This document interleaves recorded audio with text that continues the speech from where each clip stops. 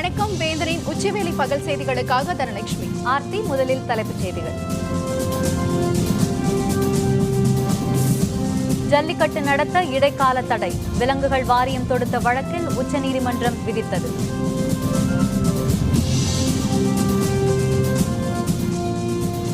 திருச்செந்தூர் அருகே கரை ஒதுங்கிய ஓங்கல்கள். 20க்கும் அதிகமானவை உயிரிழந்த அவலம்.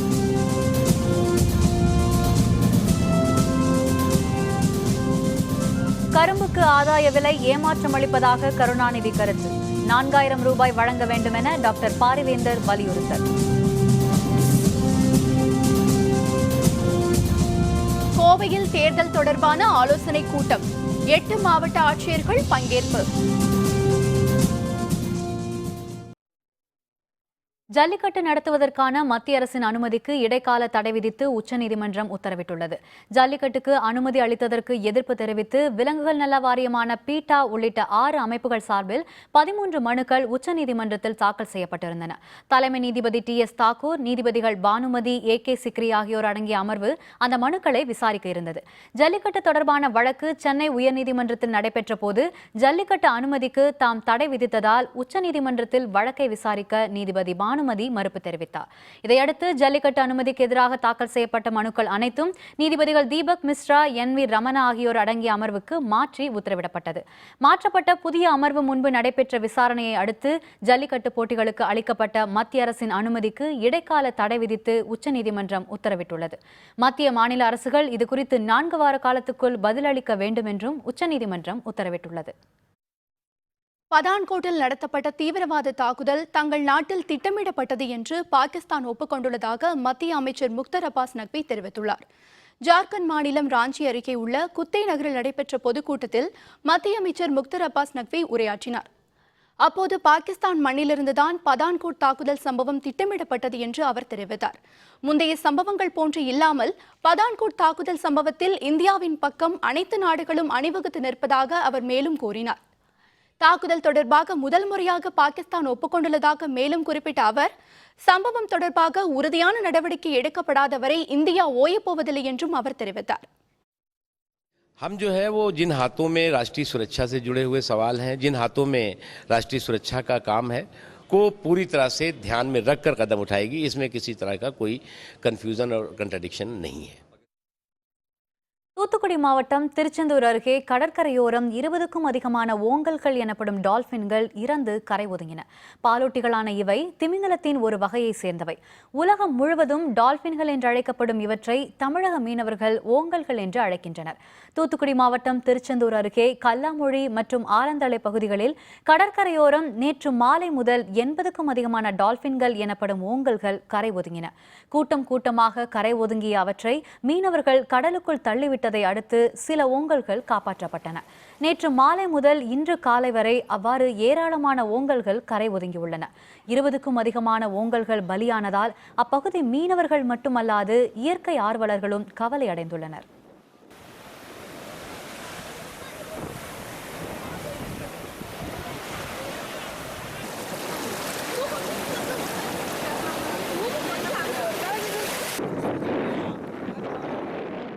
இன்று காலையிலிருந்து குலசேகரப்பட்டினம், மணப்பாடு போன்ற பகுதிகளில் திமிங்கலங்கள் கரை ஒதுக்கியதாக தெரிவித்தார்கள்.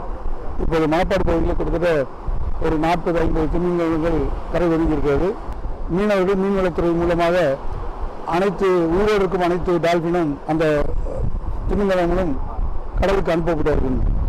இந்த மீன்கள் இந்த நல்ல தண்ணி நோக்கி இங்கே வந்த பக்கத்தில் தூத்துக்குடி மாவட்டத்தினுடைய ஆலைகளுடைய கழிவு குறிப்பிட்ட அளவுக்கு மேல அதிகமா கலந்ததுனால இந்த மீன்கள் அதுல பாதிக்கப்பட்டு அது மயக்க நிலையில இந்த மீன் இருக்கிறது. அதனால இது அதிகாரிகள் இன்னும் இது ஏன் இப்படி ஆயிருக்குதுன்னு கண்டிப்பா நீங்க அதுக்கு முயற்சி செய்யணும். மத்திய அரசின் நிதிநிலை அறிக்கையில் சேர்க்கப்பட வேண்டிய அம்சங்கள் குறித்து வங்கி மற்றும் வர்த்தக துறையினருடன் மத்திய நிதியமைச்சர் அருண்ஜேட்லி இன்று ஆலோசனை நடத்தினார். பாரதிய ஜனதா தலைமையிலான மத்திய அரசின் 2வது நிதிநிலை அறிக்கை வரும் பிப்ரவரி மாதம் நடைபெற உள்ள நாடாளுமன்ற கூட்டத்தொடரில் தாக்கல் செய்யப்பட உள்ளது. இதனை அடுத்த நிதிநிலை அறிக்கையில் இணைக்கப்பட வேண்டிய அம்சங்கள் குறித்து பல்வேறு துறையினருடன் மத்திய அமைச்சர் அருண்ஜேட்லி ஆலோசனை நடத்தி வருகிறார். கடந்த 4ஆம் தேதி தொடங்கி நடைபெற்று வரும் இந்த ஆலோசனைக் கூட்டத்தில் வேளாண்மை பிரதிநிதிகள், தொழிற்சங்க இயக்கத்தினர், பொருளாதார நிபுணர்கள், தகவல் தொழில்நுட்ப துறையினர் ஆகியோருடன் அருண்ஜேட்லி ஏற்கனவே ஆலோசனை நடத்தியுள்ளார். இதனையடுத்து இன்று தில்லியில் நடைபெற்ற கூட்டத்தில் சமூக நலத்துறை, வங்கி மற்றும் வர்த்தக நிறுவனங்களின் பிரதிநிதிகளுடன் அருண்ஜேட்லி ஆலோசனை நடத்தினார். மத்திய அரசின் நிதிநிலை அறிக்கைக்கு செழுமை சேர்க்கும் வகையில் பொதுமக்களிடமிருந்தும் மத்திய நிதியமைச்சகம் ஆலோசனைகளை வரவேற்றுள்ளது. கரும்பு விலை பற்றிய முதல்வர் ஜெயலலிதாவின் அறிவிப்பு கரும்பு விவசாயிகளை ஏமாற்றத்திற்கு உள்ளாக்கியிருப்பதாக திமுக தலைவர் கருணாநிதி குற்றம் சாட்டியுள்ளார். இது தொடர்பாக அவர் வெளியிட்டுள்ள அறிக்கையில், திமுக ஆட்சி காலத்தில் விவசாயிகள், வேளாண் துறை அலுவலர்கள் மற்றும் சர்க்கரை ஆலை நிர்வாகம் பங்கேற்கும் முத்தரப்பு கூட்டம் நடத்தப்பட்டு கரும்பு விலை நிர்ணயம் செய்யப்பட்டதாக தெரிவித்துள்ளார். தற்போது முத்தரப்பு கூட்டம் நடத்தாமல் கரும்புக்கு குறைவாக கொள்முதல் விலை நிர்ணயம் செய்து முதல்வர் பெயரால் அறிவிப்பு வெளியாகியுள்ளதாகவும் அவர் குறிப்பிட்டுள்ளார். மேலும் தனியார் சர்க்கரை ஆலைகள் கரும்பு விவசாயிகளுக்கு தர வேண்டிய நிலுவைத் தொகை பற்றியும் முதல்வரின் அறிவிப்பில் எதுவுமே தெரிவிக்கப்படவில்லை என்று கூறியுள்ள கருணாநிதி, ஜெயலலிதாவின் அறிவிப்பை கண்டு கரும்பு விவசாயிகள் விரக்திக்கு ஆளாகியிருப்பதாகவும் தெரிவித்துள்ளார். கரும்பு டன் ஒன்றிற்கு 4000 ரூபாய் ஆதார விலையாக வழங்க வேண்டும் என தமிழக அரசுக்கு இந்திய ஜனநாயக கட்சியின் நிறுவனர் தலைவரான டாக்டர் பாரிவேந்தர் கோரிக்கை விடுத்துள்ளார். இதுபற்றி அறிக்கையொன்றை டாக்டர் பாரிவேந்தர் வெளியிட்டுள்ளார். தமிழகத்தில் சுமார் 9 லட்சம் ஏக்கர் பரப்பளவில் கரும்பு சாகுபடி செய்யப்பட்டு வருவதாக தெரிவித்துள்ள டாக்டர் பாரிவேந்தர், எனினும் தமிழகத்தில் போதிய மழை இல்லாத காரணத்தினால் கரும்பு உற்பத்தி நலிவடைந்துள்ள சூழலுடன் கரும்பு வெட்டுக்கூலி மற்றும் லாரி வாடகை ஆகியவையும் உயர்ந்துள்ளதாக தெரிவித்துள்ளார். மத்திய அரசு கரும்புக்கான ஆதார விலையை ரூபாய் 2500 என நிர்ணயித்து ஒவ்வொரு ஆண்டும் டன்னுக்கு தலா 100 ரூபாய் வீதம் உயர்த்தி வழங்கியுள்ளதாக தெரிவித்துள்ள டாக்டர் பாரிவேந்தர், தமிழகத்தில் கடந்த 3 ஆண்டுகளாக கரும்புக்கான ஆதார விலையை டன்னுக்கு தலா 200 ரூபாய் வீதம் உயர்த்தாமல் தற்போது மத்திய அரசின் ஆதார விலையுடன் சேர்த்து கரும்புக்கு டன் ஒன்றிற்கு 2850 ரூபாய் என தமிழக அரசு விலை நிர்ணயித்திருப்பது கரும்பு விவசாயிகள் மத்தியில் ஏமாற்றம் அளிப்பதாக தெரிவித்துள்ளார். மேலும் கரும்பு விவசாயிகளுக்கு சர்க்கரை ஆலைகள் தர வேண்டிய நிலுவைத் தொகையான ரூபாய் 400 கோடியை உடனடியாக சம்பந்தப்பட்ட சர்க்கரை ஆலைகள் வழங்கிட தமிழக அரசு நடவடிக்கை எடுக்க வேண்டும் என்று குறிப்பிட்டுள்ள டாக்டர் பாரிவேந்தர், விவசாயிகளுக்கான பொங்கல் பரிசாக கரும்பு கொள்முதல் விலையை டன் ஒன்றிற்கு 4000 ரூபாய் என நிர்ணயம் செய்து இந்த தொகையை தனியார், கூட்டுறவு, பொதுத்துறை சர்க்கரை ஆலைகள் என அனைத்தும் ஒரே மாதிரியான விலையை கரும்பு விவசாயிகளுக்கு வழங்க தமிழக அரசு உரிய நடவடிக்கை எடுக்க வேண்டும் என டாக்டர் பாரிவேந்தர் வலியுறுத்தியுள்ளார். சட்டப்பேரவை தேர்தல் ஏற்பாடுகள் தொடர்பான ஆலோசனைக் கூட்டம் மாநில தலைமை தேர்தல் அலுவலர் ராஜேஷ் லக்கானி தலைமையில் கோயம்புத்தூரில் நடைபெற்றது. தமிழக சட்டப்பேரவை தேர்தல் ஏற்பாடுகள் தொடர்பான ஆலோசனைக் கூட்டம் மாநில தலைமை தேர்தல் அலுவலர் ராஜேஷ் லக்கானி தலைமையில் கோயம்புத்தூர் வேளாண் பல்கலைக்கழக அரங்கில் நடைபெற்றது. இந்த ஆலோசனைக் கூட்டத்தில் கோவை, திருப்பூர், ஈரோடு, நீலகிரி உள்ளிட்ட 8 மாவட்டங்களின் ஆட்சியர்கள், மாவட்ட காவல் கண்காணிப்பாளர்கள், மாநகர காவல் ஆணையர்கள், மாவட்ட வருவாய் அலுவலர்கள் உள்ளிட்டோர் கலந்து கொண்டனர். இதில் வாக்காளர் பட்டியலை இறுதி செய்வது, பாதுகாப்பாக தேர்தல் நடத்துவது உள்ளிட்ட பல்வேறு விஷயங்கள் குறித்து ஆலோசிக்கப்பட்டது. இந்தியா, ஜப்பான் இடையே நடைபெறும் கடற்படை கூட்டு பயிற்சிக்காக ஜப்பான் கடற்படையைச் சேர்ந்த வீரர்கள் இன்று சென்னை துறைமுகத்திற்கு வந்துள்ளனர். இந்தியா மற்றும் ஜப்பான் நாடுகளுக்கு இடையே கடற்படையை சேர்ந்த வீரர்களுக்கு கூட்டு பயிற்சி வழங்கப்பட உள்ளது. இரு நாடுகளுக்கு இடையே கடந்த 15 ஆண்டுகளாக இந்த கூட்டு பயிற்சி நடைபெற்று வருகிறது. இந்த ஆண்டு நாளை தொடங்கி 16ஆம் தேதி வரை நடைபெறவுள்ள இந்த பயிற்சியை மேற்கொள்வதற்காக ஜப்பான் கடற்படை வீரர்கள் இன்று சென்னை துறைமுகத்திற்கு வந்து சேர்ந்துள்ளனர். அவர்களை இந்திய கடற்படை கிழக்கு மண்டல அலுவலர்கள் வரவேற்றனர். இந்த கூட்டு பயிற்சியில் அந்நிய கப்பல்கள் நம் நாட்டு எல்லைக்குள் வராமல் தடுப்பது, கடற்கொள்ளையர்களை தடுப்பது, கண்காணிப்பது உள்ளிட்ட பயிற்சிகள் மேற்கொள்ளப்பட உள்ளன. This is the 15th such exercise which is being undertaken at the coast of Chennai, and the ship has come all the way from Niigata in Japan, and we are going to be participating along with the Coast Guard ships and the fleet to just confirm our interoperability and suitability with each other operations. Chennai மாநகராட்சிக்கு உட்பட்ட 126 கோட்ட அலுவலகங்களில் அரசு இ-சேவை மையங்களை முதல்வர் ஜெயலலிதா காணொலி காட்சி மூலம் தொடங்கி வைத்தார். சென்னை மாநகராட்சிக்கு உட்பட்ட 126 கோட்ட அலுவலகங்களில் சுமார் 2 கோடி ரூபாய் மதிப்பீட்டில் அமைக்கப்பட்டுள்ள அரசு இ-சேவை மையங்களை முதல்வர் ஜெயலலிதா காணொலி காட்சி மூலம் தலைமைச் செயலகத்தில் தொடங்கி வைத்தார். தமிழ்நாடு அரசு கேபிள் டிவி நிறுவனம் மூலம் நடத்தப்பெறும் இந்த இ-சேவை மையங்களில் மின் கட்டணம் செலுத்தும் வசதியையும் அவர் தொடங்கி வைத்தார். ஏற்கனவே உள்ள 14 அரசு இ-சேவை மையங்கள் சேர்த்து மொத்தம் உள்ள 140 மையங்களில் வருமான சான்றிதழ், சாதி சான்றிதழ், இருப்பிட சான்றிதழ் உள்ளிட்ட 54 சேவைகளை இதன் மூலம் பொதுமக்கள் விரைவாக பெற முடியும். ஜார்க்கண்ட் மாநிலத்தில் பாதுகாப்பு படையினர் நடத்திய தேடுதலில் 4 மாவோயிஸ்டுகள் பிடிபட்டனர். அவர்களிடமிருந்து ஆயுதங்களும் பணமும் கைப்பற்றப்பட்டது. ஜார்க்கண்ட் மாநிலத்தில் உள்ள சத்ரா என்ற இடத்தில் மாவோயிஸ்டுகள் பதுங்கியிருப்பதாக பாதுகாப்பு படையினருக்கு தகவல் கிடைத்தது. இதையடுத்து அவர்கள் தீவிர தேடுதல் வேட்டையில் ஈடுபட்டனர். அப்போது அங்கு பதுங்கியிருந்த 4 மாவோயிஸ்டுகளை காவல்துறையினர் கைது செய்தனர். அவர்களிடம் அமெரிக்காவில் தயாரிக்கப்பட்ட கைத்துப்பாக்கி, தோட்டாக்கள் மற்றும் செல்போன்கள் பறிமுதல் செய்யப்பட்டன. தொடர்ந்து தேடுதல் வேட்டை நடைபெற்று வருவதாகவும் தப்பியோடிய மாவோயிஸ்டுகள் விரைவில் கைது செய்யப்படுவார்கள் எனவும் பாதுகாப்பு படையினர் தரப்பில் தெரிவிக்கப்பட்டுள்ளது. ஆக்ரா அருகே நடந்த சாலை விபத்தில் இந்திய வம்சாவளியை சேர்ந்த ஆஸ்திரேலியா சுற்றுலா பயணிகள் 5 பேர் பலியாகினர். படுகாயமடைந்த 3 பேர் மருத்துவமனையில் அனுமதிக்கப்பட்டுள்ளனர். ஆஸ்திரேலியாவில் வசிக்கும் இந்திய வம்சாவளியை சேர்ந்த அனாமிகா தத்தா என்பவர் தனது குடும்பத்தினருடன் தில்லியில் உள்ள உறவினர் வீட்டிற்கு வந்துள்ளார். நேற்று தாஜ்மஹாலை பார்ப்பதற்காக தில்லியிலிருந்து குடும்பத்தினருடன் சென்றுள்ளனர். உத்தரப்பிரதேச மாநிலம் மதுரா அருகே சென்று கொண்டிருந்த போது காரின் டயர் வெடித்ததால் சாலை தடுப்புச் சுவரில் மோதி விபத்துக்குள்ளானது.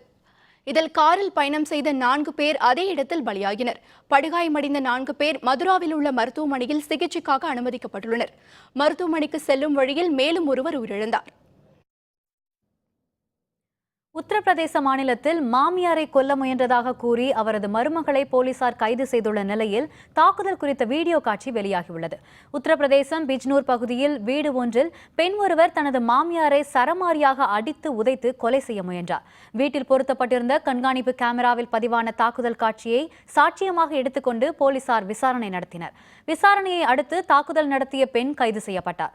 தம் மீது எதற்காக தனது மருமகள் தாக்குதல் நடத்தினார் என்பது தெரியவில்லை என்று தாக்கப்பட்ட பெண் கூறியுள்ளார். मैं खाट पे अपने बिस्तर पे बैठी हुई थी, बहुत चाटे मारे, फिर गला घोटा बहुत पूरी ताकत से, तो ये कोई भारी भरकम पत्थर लेके आई, उसका पलट के जवाब नहीं दिया मैंने कभी। ये अक्सर मेरी माँ बाप के साथ मारपीट करती रहती थी, गाली गलौज करती रहती थी, बहुत अभद्र व्यवहार करती थी, ईंटों से मारती थी, ईंटें कहीं गंदी गालियाँ देती थी। अक्सर ये वारदात होती रहती थी। मुझे ये था कि कोई ऐसी वारदात ना हो जाए कि किसी की हो जाए। இந்த சம்பவம் குறித்து கருத்து தெரிவித்துள்ள பெண்கள் ஆணையம் உள்ளிட்ட பெண்கள் உரிமை தொடர்பான அமைப்புகள் சம்பவத்துக்கு கண்டனம் தெரிவிப்பதாகவும் சட்டத்தை மீறி செயல்படாத வகையில் காவல்துறையினர் தகுந்த நடவடிக்கை எடுக்க வேண்டும் என்றும் வலியுறுத்தியுள்ளன.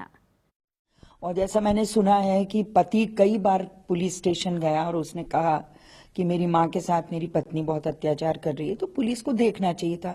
महिलाएं अपने जो उनके लिए जो कानून बने, उनके लिए जो अधिकार बने हैं, मेरा मानना है कि इस तरह की महिलाओं को बख्शना नहीं। ஜல்லிக்கட்டு போட்டிகளுக்கான ஏற்பாடு அலங்காநல்லூர் பாலமேட்டில் முனைப்பான பணிகள். விவரம் விளம்பர இடைவேளைக்கு பிறகு.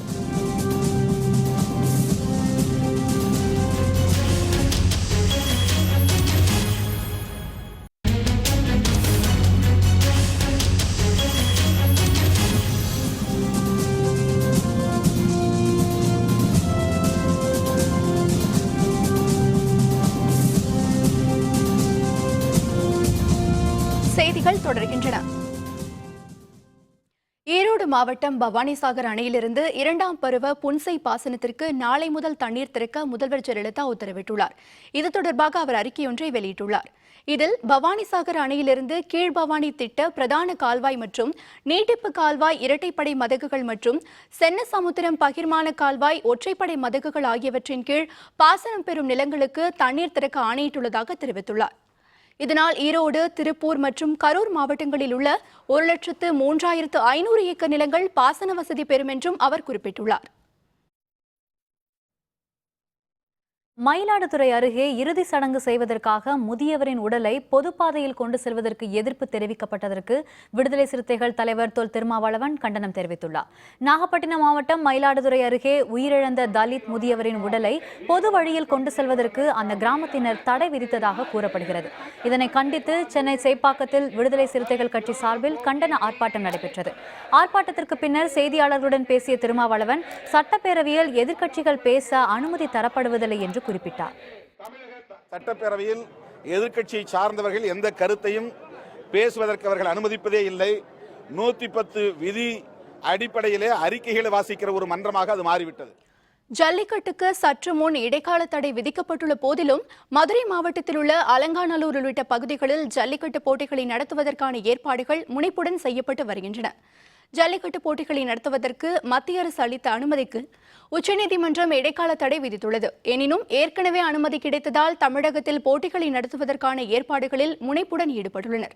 அலங்காநல்லூரில் ஜல்லிக்கட்டு போட்டிகளுக்கான திடலை தயார் செய்வது மற்றும் பார்வையாளர் மாடங்களை அமைத்தல் ஆகிய பணிகளில் திரளானோர் ஈடுபட்டுள்ளனர். இதேபோன்று மதுரை மாவட்டம் பாலமேடு பகுதியிலும் ஜல்லிக்கட்டு போட்டிகளுக்கான ஏற்பாடுகள் முனைப்புடன் செய்யப்படுகின்றன. போட்டிகளை காண்பதற்கு திரளானோர் கூடுவர் என்பதால் பாதுகாப்பை பலப்படுத்தும் வகையில் ஏற்பாடுகள் செய்யப்பட்டது குறிப்பிடத்தக்கது.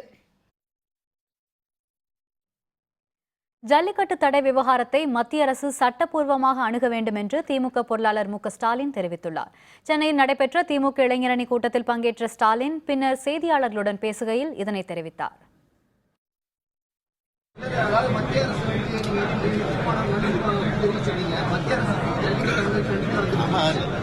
கூட்டம் நடத்தினப்போ இருந்த நிலவரத்தை சொல்றேன். இப்ப நான் வெளில வந்ததுக்கு பிறகு தடை வச்சிருக்கேன்னு சொல்றேங்க. அது என்னங்கிறது நான் படிச்சு பார்த்ததுக்கு பிறகு தெரிஞ்சதுக்கு பிறகு நான் சொல்ல முடியும். அதுக்கு சட்ட ரீதியாக மத்திய அரசு அது பெரிய நடவடிக்கை. ஜல்லிக்கட்டுக்கு உச்சநீதிமன்றம் விதித்துள்ள இடைக்கால தடையை எதிர்த்து சட்ட ரீதியாக ஆராய்ந்து மத்திய அரசு மேல்முறையீடு செய்யும் என்று தமிழக பாரதிய ஜனதா தலைவர் தமிழிசை சவுந்தரராஜன் தெரிவித்துள்ளார். ஜல்லிக்கட்டு நடத்துவதற்கான மத்திய அரசின் அனுமதிக்கு இடைக்கால தடை விதித்து உச்சநீதிமன்றம் உத்தரவிட்டுள்ளது. இந்த அறிவிப்பிற்கு பின்னர் செய்தியாளர்களுடன் பேசிய தமிழக பாரதிய ஜனதா தலைவர் தமிழிசை சவுந்தரராஜன் உச்சநீதிமன்றம் விதித்திருக்கும் இடைக்கால தடையை சட்ட ரீதியாக ஆராய்ந்த பிறகு மத்திய அரசு உரிய நடவடிக்கை எடுக்கும் என்று தெரிவித்தார். இப்பொழுதுதான் உச்சநீதிமன்றத்தில் தடை என்ற தகவல் வந்திருக்கிறது. எப்படியாவது இந்த பொங்கலுக்கு ஜல்லிக்கட்டோடு நடத்த வேண்டும். எந்த வகையிலும் மறுபடியும் அதை எதிர்த்து வழக்காடி கொண்டு வருவதற்கான முயற்சி மத்திய அரசு மேற்கொள்ளும். தேனி மாவட்டத்தில் விளைந்துள்ள செங்கரும்புகளை தமிழக அரசு கொள்முதல் செய்துள்ளதால் நல்ல விலை கிடைத்துள்ளதாக விவசாயிகள் மகிழ்ச்சி தெரிவித்துள்ளனர். தேனி மாவட்டத்தில் பெரியகுளம், சின்னமனூர், தேவதானப்பட்டி உள்ளிட்ட பகுதிகளில் விளைவிக்கப்படும் செங்கரும்புக்கு தனி சிறப்பு உண்டு. பொங்கல் திருநாளை ஒட்டி தமிழகத்தின் பல்வேறு மாவட்டங்களில் இருந்து வணிகர்கள் இங்கு வந்து செங்கரும்புகளை கொள்முதல் செய்வதுடன் அண்டை மாநிலமான கேரளத்துக்கும் செங்கரும்பு அனுப்பப்படும். நிகழாண்டில் 1000 ஏக்கர் பரப்பளவில் பயிரிடப்பட்ட செங்கரும்புகளில் பெரும்பாலானவற்றை பொங்கல் கரும்பு வழங்குவதற்காக தமிழக அரசே கொள்முதல் செய்துள்ளது. இதனால் கூடுதல் விலை கிடைத்துள்ளதுடன் எஞ்சியுள்ள கரும்புகளையும் வாங்க வணிகர்கள் குவிந்து வருவது விவசாயிகளை மகிழ்ச்சியில் ஆழ்த்தியுள்ளது.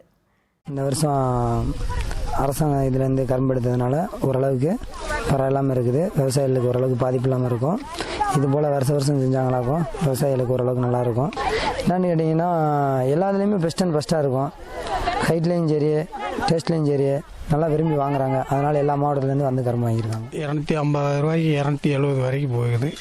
அந்த ரேட்டு போட்டு வாங்கி நாங்கள் கொண்டு போய் சேல்ஸ் பண்ணுறதுக்காக வேண்டி, கரும்பு வியாபாரத்துக்கு மட்டும் நாங்கள் சேல்ஸ் பண்ணுறதுக்காக வேண்டி சீசன் மட்டும் எடுக்கிறோம். புதுச்சேரியில் கட்டி முடிக்கப்பட்ட மீன் அங்காடியை திறக்க வலியுறுத்தி மக்கள் நல கூட்டணியை சேர்ந்தவர்கள் போராட்டத்தில் ஈடுபட்டனர். புதுச்சேரி கிழக்கு கடற்கரை சாலையில் உலக வங்கி கடனுதவியுடன் பல கோடி ரூபாய் மதிப்பீட்டில் அதிநவீன வசதியுடன் கூடிய மீன் அங்காடி கட்டப்பட்டது. இந்த அங்காடிக்கு கடந்த 2014ஆம் ஆண்டு திறப்பு விழா நடத்தப்பட்ட போதிலும் சில காரணங்களுக்காக அங்காடி மூடி வைக்கப்பட்டுள்ளது. இந்த அங்காடியை திறந்து மக்கள் பயன்பாட்டிற்கு விட வலியுறுத்தி மக்கள் நல கூட்டணியினர் போராட்டத்தில் ஈடுபட்டனர். அப்போது அங்காடியின் வாயிற்கதவை உடைத்து உள்ளே புகுந்து அங்காடிக்குள் மீன்களை கொட்டி போராட்டத்தில் ஈடுபட்டதால் அவர்களை காவல்துறையினர் கைது செய்தனர். இந்த மீன் அங்காடியை ஒதுக்கி தர வேண்டும் என்று சம்பந்தப்பட்ட துறையிடம் நாங்கள் பல முறை கடிதம் கொடுத்தோம், போராட்டம் நடத்தினோம். ஆனால் இருந்தபோதும் இந்த அரசு செவி சாய்க்காமல் இந்த மீன் மார்க்கெட்டை பூட்டி வைத்திருக்கிறார்கள். எனவேதான் இன்றைய தினம் இதை கண்டிக்கும் வகையில் இந்த மார்க்கெட்டை செயல்படுத்த வலியுறுத்தி இந்த மார்க்கெட்டை திறந்து மீன் விற்கும் போராட்டத்தை நாங்கள் நடத்தியிருக்கிறோம். வாலாஜாபாத்தை அடுத்த ஐயம்பேட்டை ஊராட்சி பகுதியில் நீர்நிலை ஆக்கிரமிப்புகளை அகற்றுவதில் 6 ஆண்டுகளாக தாமதம் செய்யப்படுவதாக மக்கள் புகார் தெரிவித்துள்ளனர். காஞ்சிபுரம் மாவட்டம் வாலாஜாபாத் ஒன்றியத்துக்கு உட்பட்ட ஐயம்பேட்டை ஊராட்சி பகுதியில் நெசவு மற்றும் சாய தொழில்கள் நடைபெற்று வருகின்றன. இந்த நிலையில் கடந்த 2010ஆம் ஆண்டில் அப்பகுதி மாணவர்களின் நலனுக்கென கூறி நீர்வழி பாதைகளை ஆக்கிரமித்து அரசு உதவியுடன் பள்ளிக்கு கூடுதல் கட்டடங்கள் கட்டப்பட்டன. அதுகுறித்து சென்னை உயர்நீதிமன்றத்தில் வழக்கு தாக்கல் செய்யப்பட்டதை அடுத்து ஆக்கிரமிப்புகளை அகற்ற உத்தரவிடப்பட்டது. ஆனால் தற்போது வரை ஆக்கிரமிப்புகள் அகற்றப்படவில்லை என்றும் அகற்றுவதற்கு நடவடிக்கை எடுக்க விடாமல் அரசு அலுவலர்கள் தடுத்து வருவதாகவும் மக்கள் குற்றம் சாட்டுகின்றனர். பில்டிங் கட்ட சொல்ல தற்சமயம் இப்போ பெஞ்ச மழையில் கடகால் லைட்டுக்கு தண்ணி போச்சுங்க. அந்தாண்ட பக்கம் இந்த கடகால் உள்ள பூந்தா சார் குளத்துக்கு போச்சு. கடகால் போட்டதுக்கு அப்புறமா நிர்வாகத்துக்கிட்ட சொல்லும் போது ஏன் நீ இப்போ உனக்கு வேலையை பாரு அப்படின்னாங்க. மறுபடியும் மாண்புமிகு மாவட்ட ஆட்சியரிடம் மனு கொடுத்துருக்கோம் சார். கடலூரில் 5 அம்ச கோரிக்கைகளை வலியுறுத்தி புதுவாழ்வு திட்ட பணியாளர்கள் உண்ணாவிரத போராட்டத்தில் ஈடுபட்டனர். ஊரக வளர்ச்சித்துறையின் கீழ் செயல்படும் மகளிர் சுய உதவிக்குழு புதுவாழ்வு திட்ட பணியாளர்கள் பணி நிரந்தரம், ஊதிய உயர்வு, காப்பீடு வசதி உள்ளிட்ட 5 அம்ச கோரிக்கைகளை வலியுறுத்தி கடலூர் பழைய மாவட்ட ஆட்சியர் அலுவலகம் முன்பு உண்ணாவிரத போராட்டத்தில் ஈடுபட்டனர். கோரிக்கைகளை அரசு நிறைவேற்றாவிட்டால் அடுத்த கட்ட போராட்டம் நடத்தப்படும் என்றும் அவர்கள் தெரிவித்தனர். நாங்கள் 10 வருஷமாக இதில் வேலை செஞ்சுட்ருக்கோம். எங்களுக்கு பணி நிரந்தரம் பண்ணணும் அப்படிங்கிறத எங்களுடைய முதல் கோரிக்கையாக வச்சுருக்கோம். இனிமேல் 2வது திட்டம் ஆரம்பிக்கும் போது உங்களுக்கு பணி கிடையாதுன்னு சொல்லியிருக்காங்க. அதுவும் நாங்கள் அவங்களுக்கு கோரிக்கையாக வச்சுருக்கோம். நாங்கள் 2 வருஷத்துக்கு ஒரு தடவை இன்க்ரிமெண்ட் தருவாங்க, அதுவும் தரல. 4 வருஷமாக அதை நிறுத்தி வச்சுருக்காங்க. அதுவும் எங்களுடைய கோரிக்கையாக நாங்கள் அதில் வச்சுருக்கோம். ஆஸ்திரேலியாவுக்கு எதிரான ஒருநாள் போட்டி 309 ரன்கள் குவித்தது இந்திய அணி. விவரம் விளம்பர இடைவேளைக்கு பிறகு.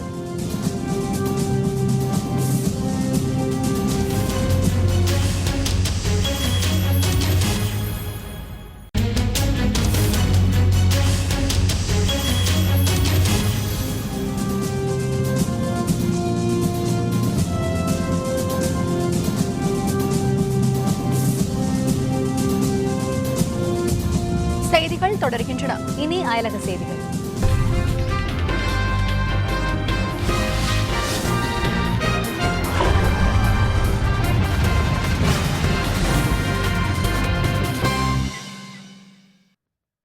ஈராக் தலைநகர் பாக்தாத்தில் பல்வேறு இடங்களில் IS தீவிரவாதிகள் நடத்திய தாக்குதலில் 45 பேர் கொல்லப்பட்டனர். பலர் படுகாயமுற்றனர். பாக்தாத்தில் உள்ள பிரபல ஷாராத் பாக்தாத் வணிக வளாகத்தில் திடீரென நுழைந்த IS தீவிரவாதிகள் அங்கிருந்தவர்களை நோக்கி சரமாரியாக துப்பாக்கியால் சுட்டனர். இந்த துப்பாக்கி சூட்டில் 18 பேர் கொல்லப்பட்டனர். 22 பேர் படுகாயமுற்றனர். கடும் சண்டைக்கு பிறகு பிணை கைதிகளாக பிடிக்கப்பட்ட அனைவரும் பத்திரமாக மீட்கப்பட்டுள்ளதாகவும் துப்பாக்கிச்சூடு நடத்திய நபர் சுட்டுக் கொல்லப்பட்டதாகவும் ஈராக் ராணுவம் தெரிவித்துள்ளது. இதனைத் தொடர்ந்து 2 இடங்களில் குண்டுவெடிப்பு சம்பவங்கள் நடைபெற்றன. இதில் கிழக்கு பகுதியில் உள்ள முக்தாதியா நகரில் 20 பேரும், பாக்தாத்தின் புறநகர் பகுதியில் 7 பேரும் கொல்லப்பட்டனர்.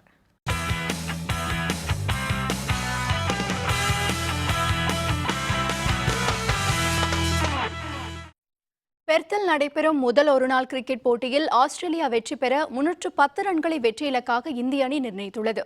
ஆஸ்திரேலியாவில் சுற்றுப்பயணம் மேற்கொண்டுள்ள இந்திய அணி 5 ஒருநாள் போட்டி மற்றும் 3 20 ஓவர் ஆட்டத்தில் விளையாடுகிறது. முதல் ஒருநாள் போட்டி பெர்த்திடலில் தற்போது நடைபெற்று வருகிறது. இதில் டாஸ் வென்ற இந்திய அணி பேட்டிங்கை தேர்வு செய்தது. ஸ்கோர் 36 ரன்களை எட்டிய போது தொடக்க ஆட்டக்காரர் ஷிகார் தவான் 9 ரன்களில் ஆட்டமிழந்தார்.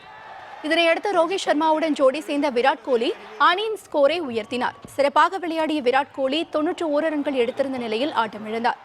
அதிரடி ஆட்டத்தை வெளிப்படுத்திய ரோஹித் சர்மா சதமெடுத்து அசத்தினார். 50 ஓவர்கள் முடிவில் இந்திய அணி 3 விக்கெட் இழப்பிற்கு 309 ரன்கள் எடுத்தது. 171 ரன்களுடன் ரோஹித் சர்மா இறுதி வரை ஆட்டமிழக்காமல் களத்தில் நின்றார். 310 ரன்கள் எடுத்தால் வெற்றி என்ற இலக்குடன் ஆஸ்திரேலிய அணி விளையாடி வருகிறது. சற்று முன்வரை அந்த அணி 2 விக்கெட்டுகள் இழப்பிற்கு 60 ரன்கள் எடுத்துள்ளது.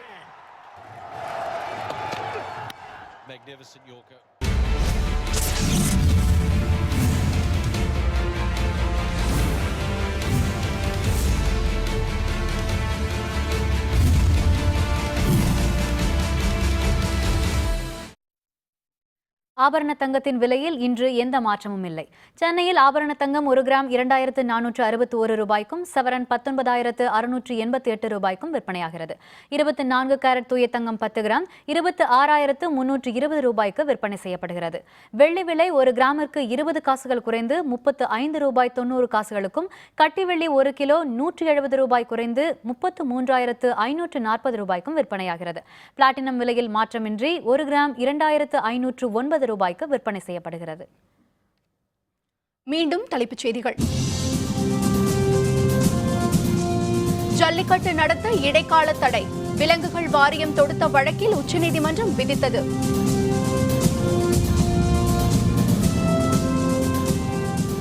திருச்செந்தூர் அருகே கரை ஒதுங்கிய ஓங்கல்கள், 20க்கும் அதிகமானவை உயிரிழந்த அவலம்.